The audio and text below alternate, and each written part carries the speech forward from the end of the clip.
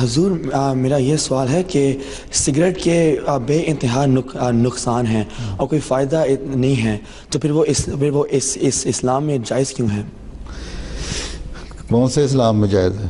اسلام نے تو کہیں ذکر نہیں کیا. اور اسلام کیا ہے؟ اسلام تو قرآن کریم ہے، اور وہ سنت ہے یا حضرت صلی اللہ علیہ وسلم کی احادیث ہیں جو ہم تک پہنچی ہیں.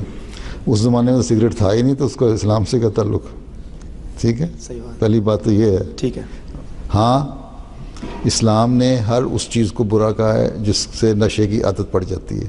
ٹھیک ہے، اسی لیے حضرت مسیح علیہ الصلوۃ والسلام نے فرمایا ہے کہ اگر یہ سگریٹ پینا منع ہے، منع اس لحاظ سے کہ بری بات ہے، اور عادت جس کی پڑ جائے اس کو چھوڑ دینا چاہیے.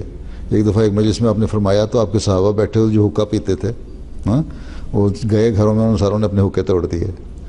ٹھیک ہے، اور بلکہ ایک جگہ یہ بھی فرمایا کہ اگر یہ تمباکو اور سگریٹ حقہ حضرت صلی اللہ علیہ وسلم کے زمانے میں ہوتا تو شاید یہ بھی منع ہوتا. ٹھیک ہے.